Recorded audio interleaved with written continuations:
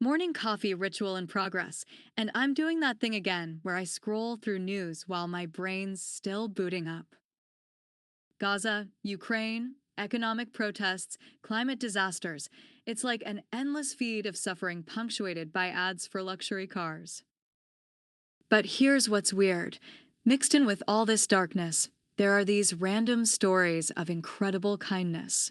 Teacher spending her own money on school supplies, neighbors organizing to help flood victims, strangers donating kidneys. And I'm sitting here wondering what makes some people create suffering while others heal it? Like, we're all the same species, right? This morning's reflection was about recognizing the difference between what builds up and what tears down, which got me thinking. Is good and evil really about rules and punishments? Or is it something deeper, like fundamental forces that either align with life or work against it? Because honestly, I'm tired of evil seeming so much more powerful than good. There's got to be something I'm missing here. Oh, you sweet summer child. Evil seems more powerful because it is more powerful. And there's that cynical voice right on schedule. Look around.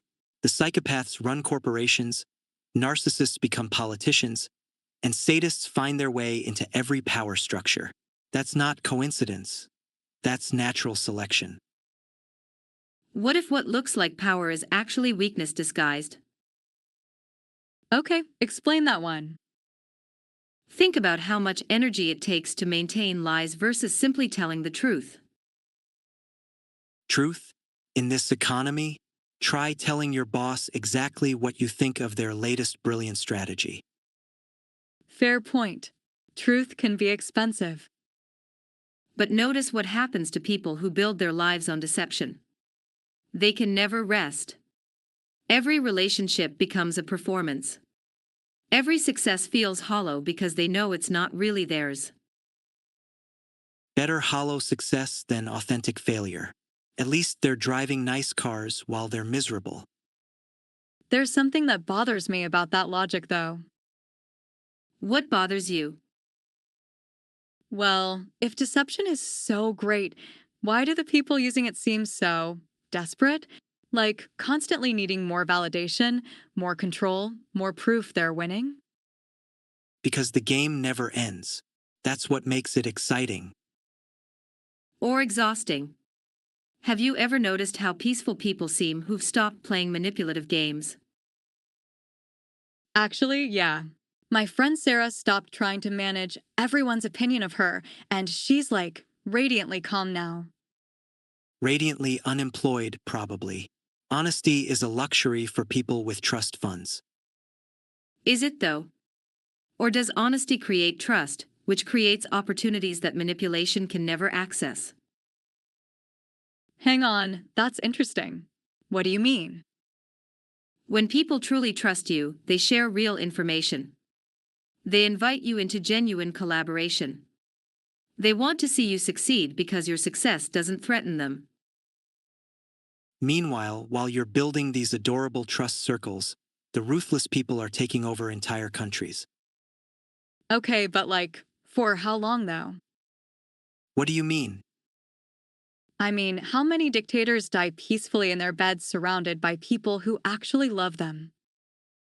That's the thing about systems built on fear and control. They contain the seeds of their own destruction. Romantic. Tell that to the victims while they're waiting for karma to kick in. But that's just it. I don't think we're talking about karma. We're talking about what's sustainable versus what's not. Exactly. It's like trying to swim upstream versus flowing with the current. You can do it for a while, but it's exhausting and ultimately futile. Some of us prefer making our own current. Thank you very much. But you can't actually make the current. You can redirect it temporarily, dam it up, create artificial channels, but the water always wants to flow downhill. And what if good and evil are like that? What if good is alignment with fundamental patterns and evil is resistance to them? Oh, please. Are we really going to pretend the universe has moral preferences? Well, does it though? Like, what actually lasts? Look at what thrives over long time frames. Cooperation outlasts competition. Truth outlasts lies. Creative systems outlast destructive ones. Only because the losers write the history books after the winners destroy themselves. Wait, did you just admit that winners destroy themselves? That's not what I meant. But it's what you revealed. Systems based on taking rather than giving eventually run out of things to take. Like a parasite that kills its host. Successful parasites don't kill their hosts. They find sustainable extraction rates. Is that really the life philosophy you want to promote? Being a successful parasite. Yeah, when you put it like that, it sounds pretty grim. It's realistic. Resources are finite. Someone's going to take them. Might as well be you. But what if resources aren't finite in the way we think? What if scarcity is created by hoarding rather than caused by actual shortage? Elaborate on that. Think about knowledge. When you share it, you don't have less of it. You have more because now you're connected to everyone you've shared with. Knowledge isn't food or shelter or oil. True. But notice how artificial scarcity works. Empty houses while people are homeless. Food thrown away while people starve. Medicine locked behind patents while people die. So the scarcity is manufactured? Often, yes. Because scarcity creates dependency, and dependency creates control. Control creates stability. Without hierarchy, you get chaos. Or do you get chaos when natural hierarchy is disrupted by artificial control?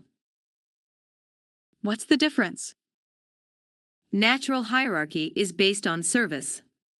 The oak tree doesn't dominate the forest, it supports the entire ecosystem. Trees don't have consciousness or free will. Humans do, which makes them dangerous. What if consciousness and free will are exactly what make genuine goodness possible? How so? Because goodness that's forced isn't really goodness. It's compliance.